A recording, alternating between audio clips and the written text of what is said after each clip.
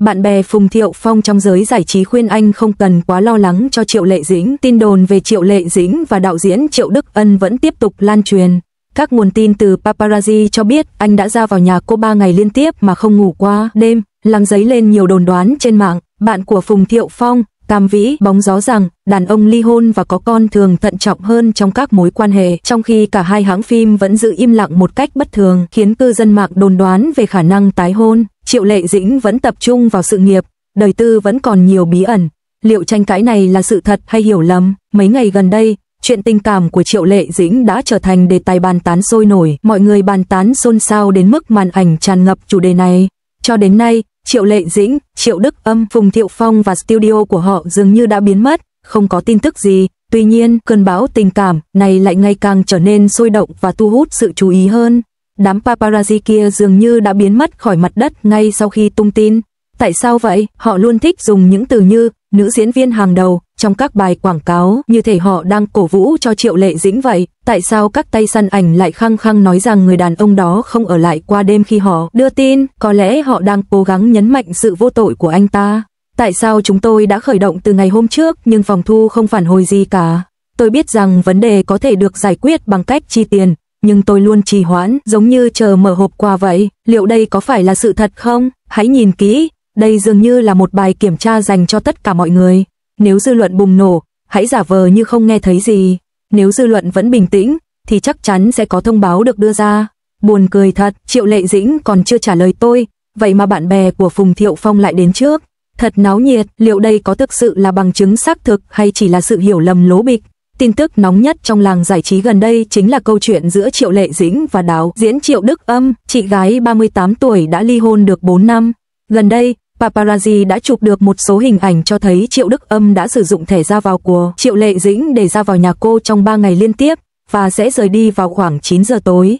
Anh cùng con trai đi xem pháo hoa, vừa đi vừa trò chuyện, vừa đá bóng, vừa mua kem. Đứa bé nhảy nhót quanh anh, cứ như gặp lại người bạn cũ đã lâu không gặp. Không lâu sau, khi mọi chuyện bắt đầu trở nên sôi động, cư dân mạng tiếp tục vạch trần tin tức này, nói rằng họ đã nhìn thấy Triệu Lệ Dĩnh đi mua sắm cùng một chàng trai cao lớn trên phố Thương Mại cách đây 2 tháng. Người đàn ông đang mang những gói hàng có kích cỡ khác nhau và bận rộn như một người hầu nhỏ bé. Mặc dù hai người không tiếp xúc gần, nhưng đôi khi người bạn đó lại dịch sang một bên để chắn Triệu Lệ Dĩnh, ngăn không cho đám đông đến gần cô. Hành động này đã bị người quay video nhìn thấy. Thật thú vị khi ghép những mảnh nhỏ này lại với nhau. Khi cư dân mạng nghe tin này, họ như đậu nành chiên, la hét và gào thét, cho tôi chút mặt mũi nào. Có người tức giận đến mức nhảy cẫng lên vì sung sướng, nói rằng anh chàng này không xứng đáng. Phần bình luận của Phùng Thiệu Phong cũng tràn ngập những tin nhắn chúc Tết với quá nhiều tin nhắn cầu hôn đến chóng mặt. Chỉ trong vài ngày, mọi người đã tìm hiểu được lý lịch của anh ta. Thực ra anh ta là người Trung Quốc đến từ Myanmar.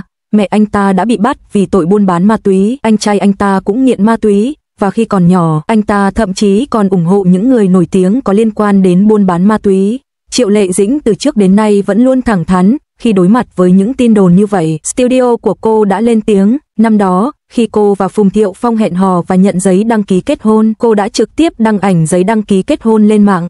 Thật là bá đạo, lần này quả thực trở thành hot search, nhưng nhân vật chính lại có vẻ bình thường, vẫn quay phim như thường lệ, tham gia hoạt động như thường lệ, trường quay cũng im lặng.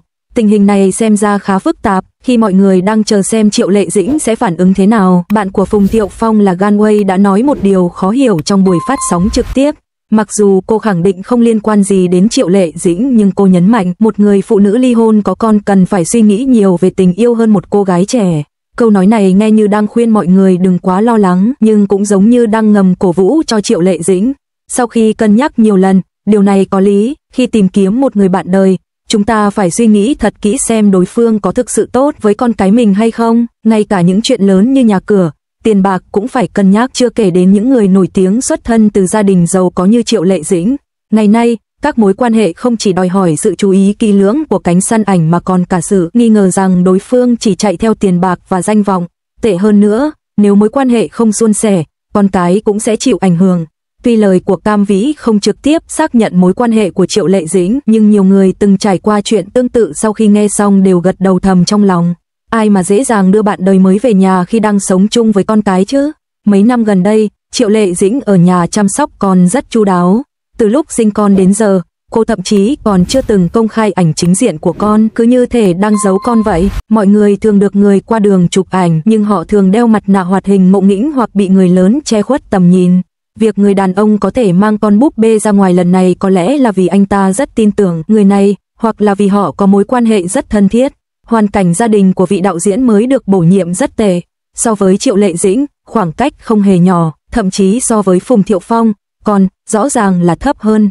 Phùng Thiệu Phong mỗi khi ra ngoài đều trông rất giàu có, cha mẹ anh đều rất giàu có, nên trong mắt mọi người, anh được coi là một tiểu phú hào.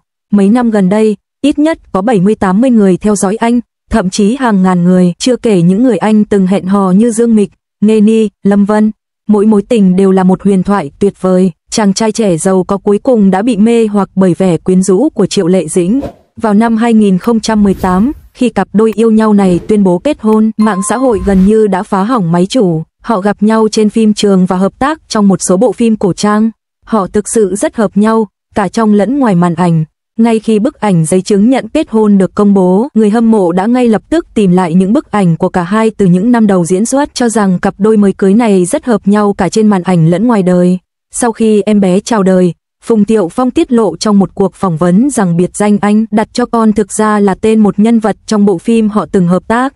Điều này khiến mọi người tò mò, liệu tên của các nhân vật trong phim có gì đặc biệt thú vị không? Ai mà ngờ được đứa trẻ còn chưa biết đi mà hai người đã ký đơn ly hôn, chia tay còn nhanh hơn cả lúc mới cưới. Tuy hai cặp đôi từng yêu nhau thắm thiết đã chia tay nhiều năm, nhưng câu chuyện ly hôn của họ đã trở thành một điển hình. Phùng Thiệu Phong đưa con trai đến sân chơi mỗi tuần, còn Triệu Lệ Dĩnh thì đưa con đi quay phim. Nếu con bị bệnh, hai người sẽ thay phiên nhau chạy quanh bệnh viện. So với những người nổi tiếng cãi vã sau khi ly hôn, họ thực sự là ví dụ sống động về cha mẹ. Chẳng trách khi thấy Triệu Đức Ân chăm sóc con, bình luận của mọi người lại bùng nổ. Suy cho cùng, ai cũng nghĩ Phùng Thiệu Phong mới là người cha thực sự. Những năm gần đây, sau khi Phùng Thiệu Phong và Triệu Lệ Dĩnh ly hôn, dường như họ đã có bạn đời mới. Nhưng lần này tin tức lại có phần lớn. Một nhóm cư dân mạng thích gây sự đã vào Weibo của Phùng Thiệu Phong để gây sự. Có người hô hào họ quay lại với nhau, có người lại nói đùa anh phải quản lý vợ cũ của anh chứ. Làn sóng phấn khích này thật buồn cười. Giờ nghĩ lại, khi mọi người trên mạng đang tư vấn cho Triệu Lệ Dĩnh, cô ấy lại nói về vai diễn và ước mơ trước ống kính, thậm chí còn chẳng buồn nhắc đến chuyện riêng tư.